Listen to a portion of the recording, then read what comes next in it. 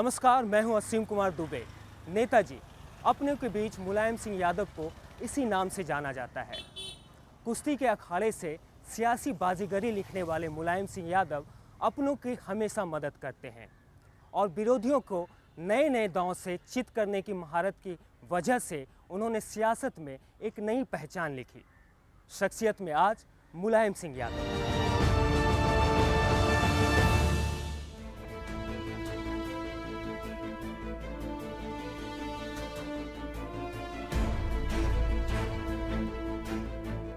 मुलायम सिंह यादव के जीवन के अनछुए पहलुओं की बात करेंगे। छात्र मुलायम से नेता मुलायम तक के बारे में आपको बताएंगे।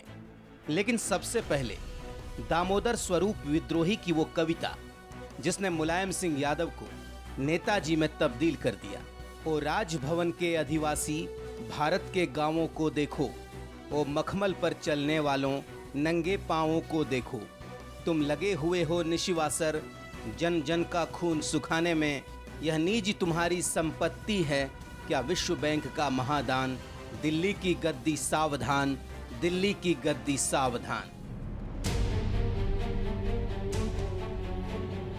विद्रोही जी की यही वो कविता है जिसके लिए मुलायम सिंह यादव दारोगा जी से भिड़ गए, जिसके बाद मुलायम सिंह यादव सियासत की सीढ़ियां चढ़ते चले गए। मुलायम सिंह यादव का जन्म इटावा के सैफई गांव में 22 नवंबर 1939 को हुआ था। किसान परिवार में जन्मे मुलायम सिंह के घर में गाय भैंस की कमी नहीं थी, लिहाजा परिवार के लोग दूध पीते थे, कसरत करते थे और अखाड़ों में दाव पेंच आजमाते थे। परिवार की इस परंपरा को आगे बढ़ाने के लिए मुलायम सिंह के पिता सुधर सिंह उन्हें पहलवान बनाना चाहते थे और इसके लिए बाकायदा मुलायम सिंह को अखाड़ा भेजा जाता था। लेकिन मुलायम सिंह यादव को अखाड़े में पहलवानों को चित करने के साथ साथ राजनीति का दाव पेच भी समझने लगे।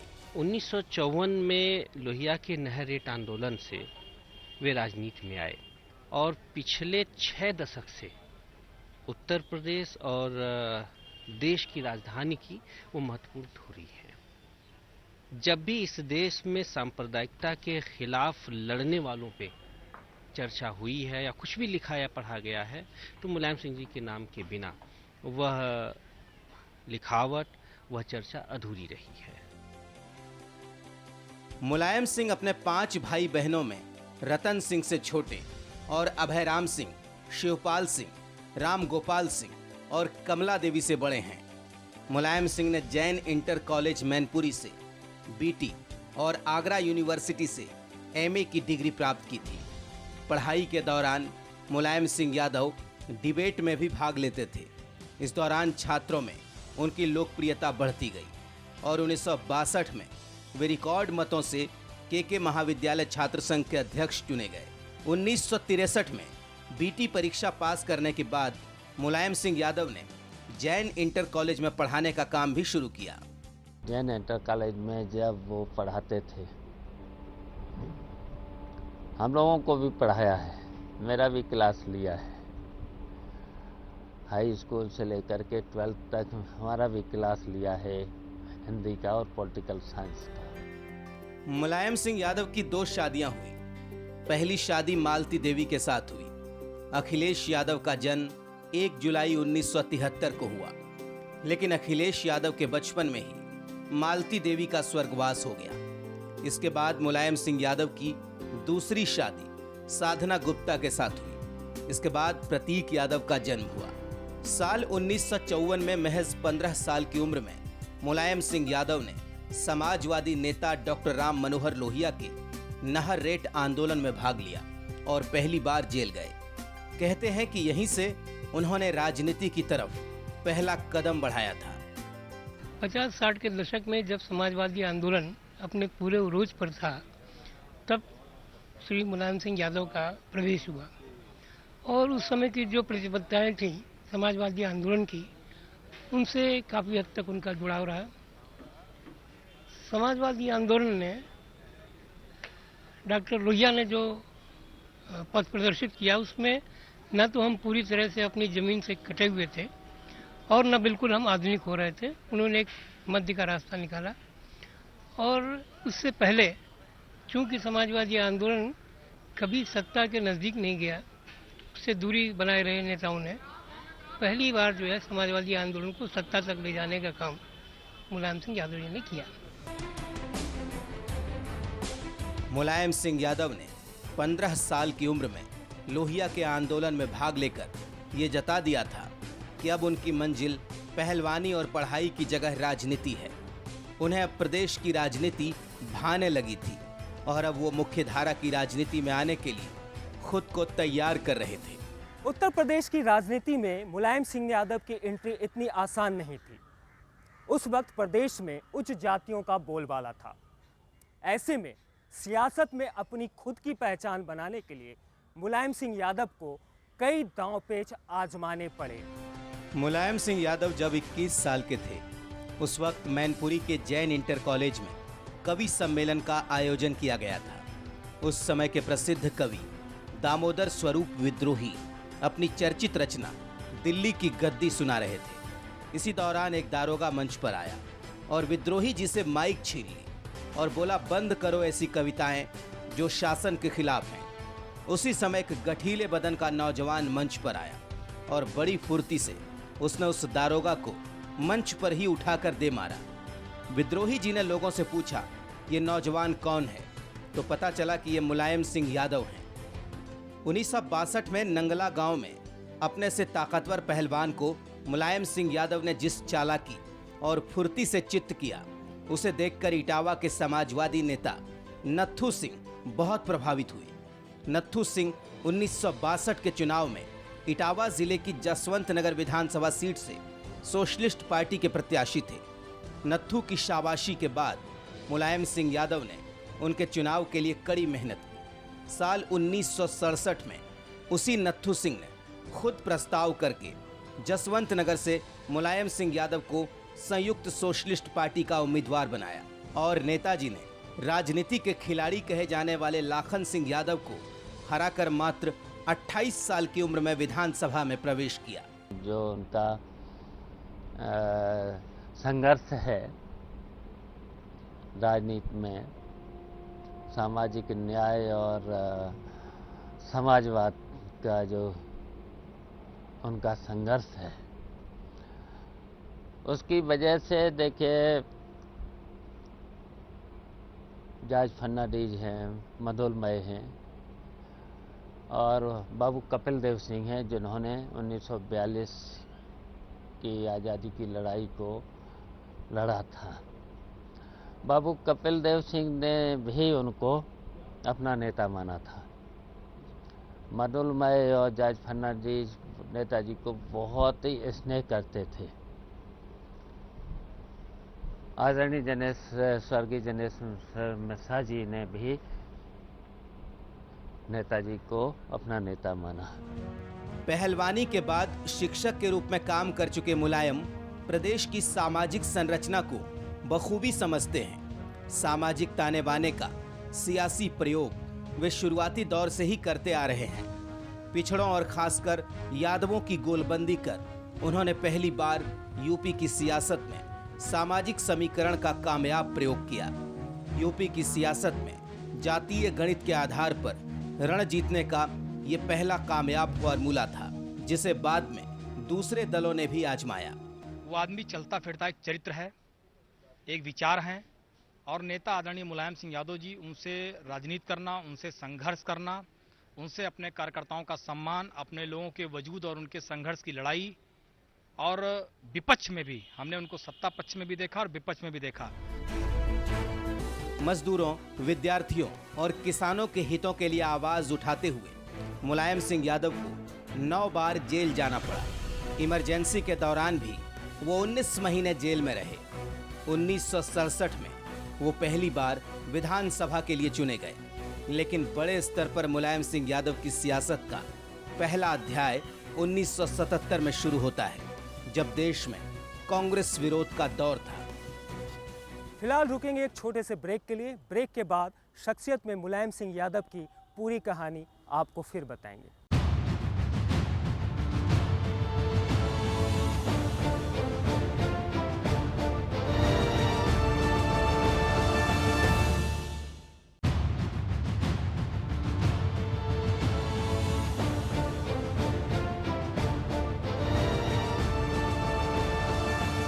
1977 में पूरे देश में कांग्रेस विरोधी लहर चल रही थी।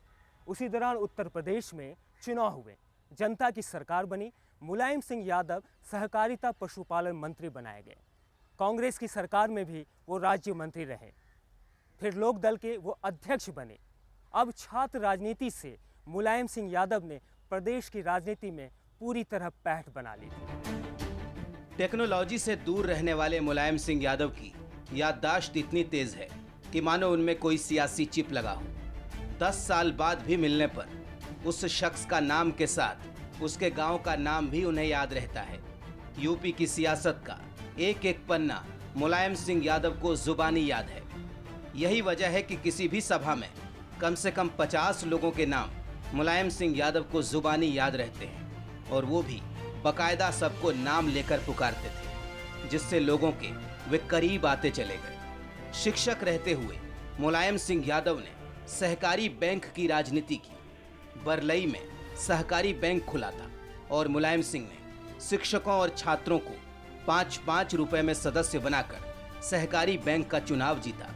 इसके बाद मुलायम सिंह यादव जसवंत नगर और इटावा के सहकारी बैंक के अध्यक्ष भी चुने गए। 1967 में विधायक बने मुलायम सिंह यादव को मंत्री बनने के लिए 1 दशक का इंतजार करना पड़ा। 1980 में मुलायम सिंह यादव उत्तर प्रदेश में लोक दल के अध्यक्ष भी रहे। कुछ समय के बाद लोक दल का जनता दल में विलय हो गया। 1982 में मुलायम सिंह यादव उत्तर प्रदेश विधानसभा में नेता विपक्ष चुने गए और बीजेपी के समर्थन के साथ मुलायम सिंह यादव 1989 में पहली बार उत्तर प्रदेश के मुख्यमंत्री बने। साल 1990 में वीपी सिंह की सरकार के गिरते ही मुलायम सिंह यादव चंद्रशेखर के साथ जनता दल में शामिल हो गए। कांग्रेस के समर्थन से वो फिर मुख्यमंत्री बने। 1991 में जब कांग्रेस ने उत्तर प्रदेश में मुलायम सिंह की नेतृत्व वाली सरकार से अपना समर्थन वापस ले लिया, तब उन्हें अपना पद छोड़ना पड़ा और मध्यावधि चुनाव में मुलायम सिंह को हार का सामना करना पड़ा। पिताजी का ऊपर वाला मैनेजमेंट जरूर कमजोर रहा है। भरोसा किया है, भरोसा करने के बाद बहुत से लोगों से धोखा खाया है, बड़े बड़े लोगों से। अब मैं नाम नहीं लेना चाहते हैं।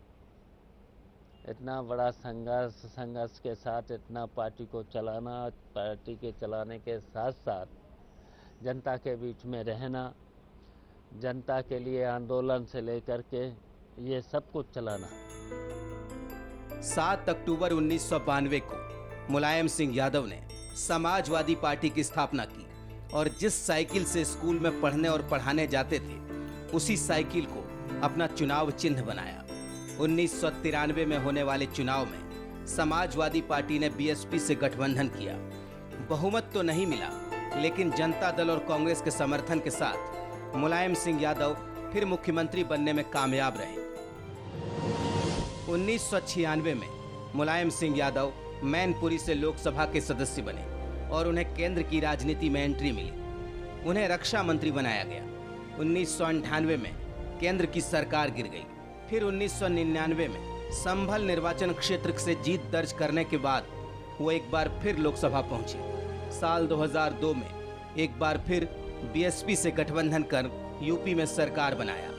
2003 में बीजेपी इस गठबंधन सरकार से अलग हो गई और सभी निर्दलीय और बीएसपी के बागी विधायकों के समर्थन से मुलायम सिंह यादव तीसरी बार उत्तर प्रदेश के मुख्यमंत्री बने। नेताजी ने प्रदेश में और देश में भी सामाजिक रूप से हर वर्ग को, हर तबके को साथ जोड़ने का काम किया, सारे लोगों को साथ लेकर चलने का काम किया। सियासत की शुरुआत से ही मुलायम सिंह यादव दलितों और पिछड़े वर्गों से जुड़े मुद्दे उठाते रहे हैं और आज भी ये वर्ग उनका सबसे बड़ा आधार है।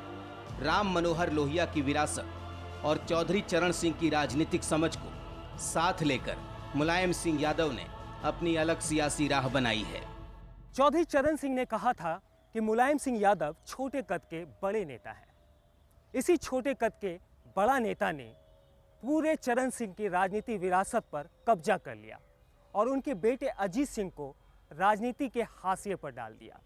पहलवानी के गुर से उन्होंने जो छोटे छोटे दांव सीखे, उसके बाद उन्होंने राजनीति में अपने आप को असाधारण श्रेणी में खड़ा कर दिया।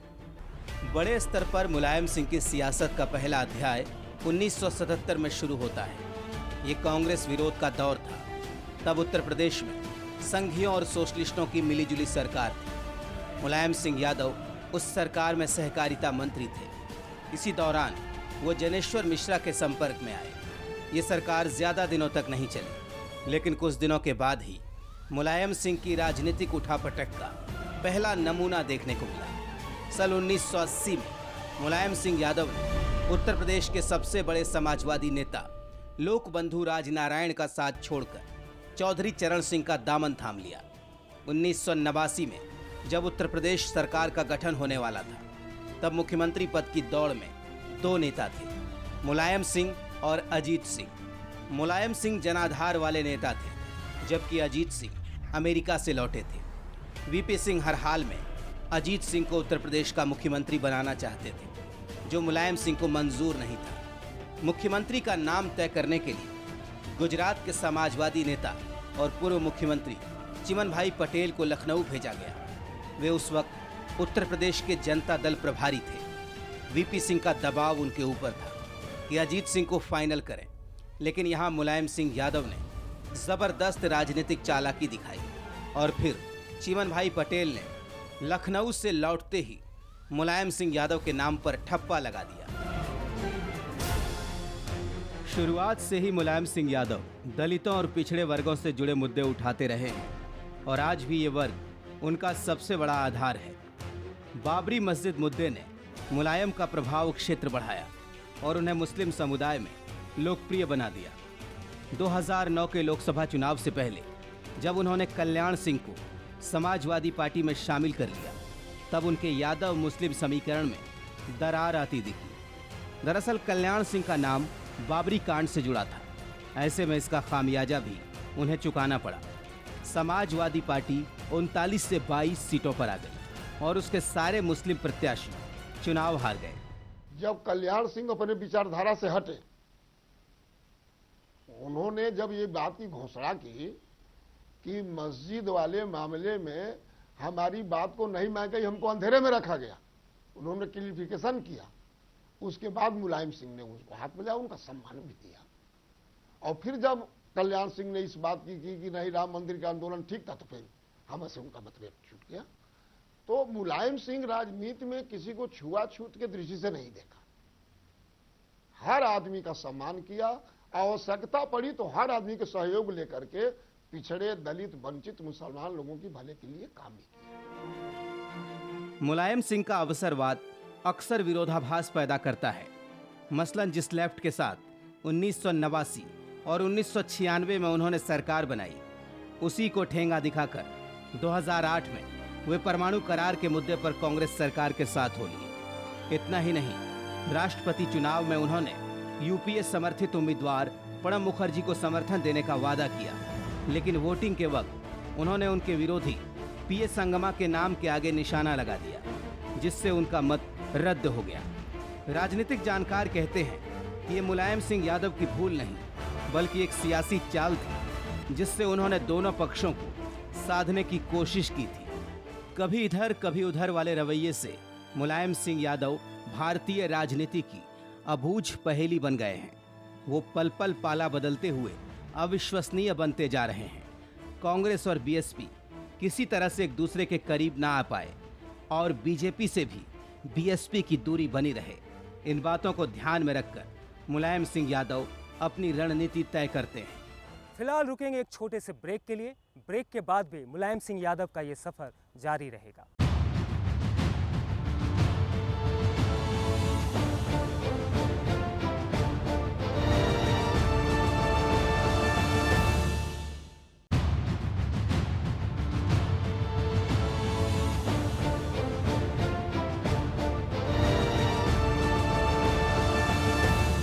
उन्नीस 1967 में पहली बार मुलायम सिंह यादव विधानसभा पहुंचे।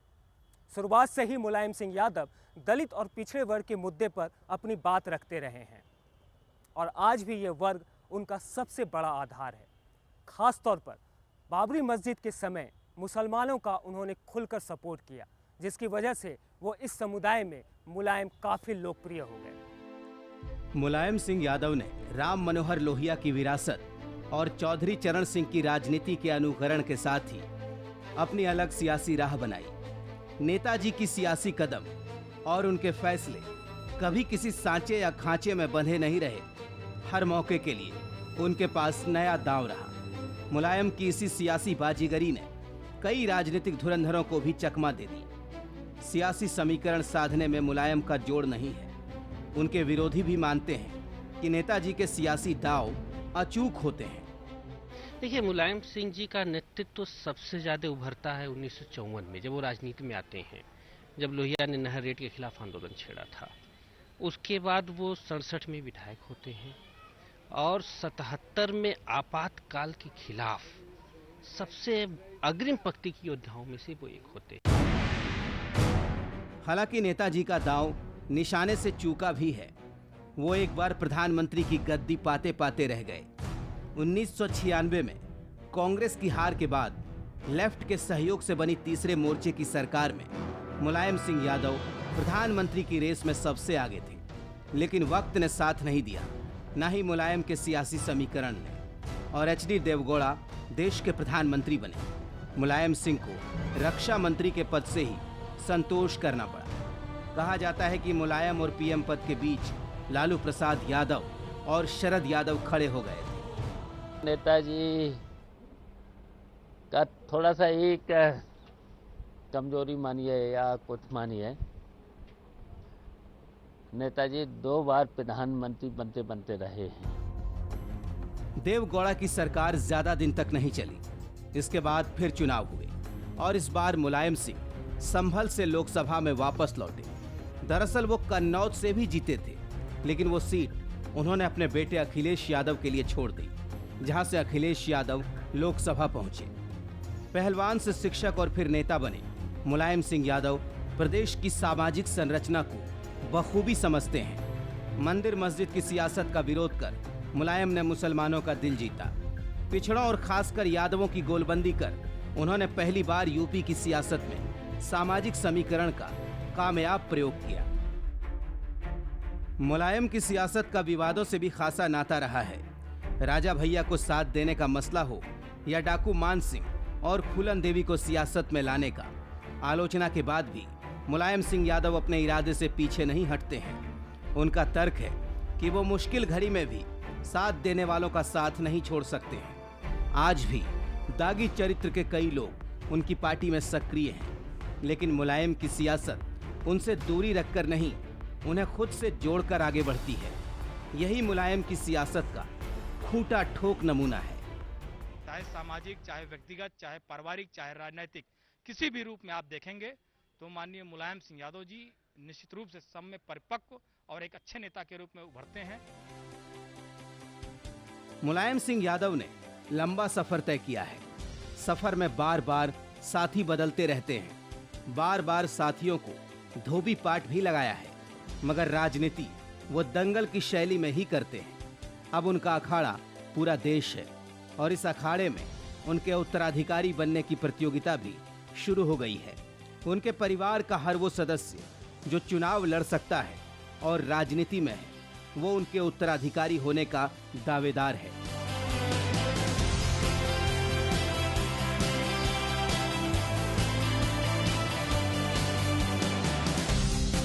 शख्सियत में आज इतना ही। अगली बार शख्सियत में एक और शख्स के साथ आपके सामने रूबरू होंगे। तब तक के लिए नमस्कार।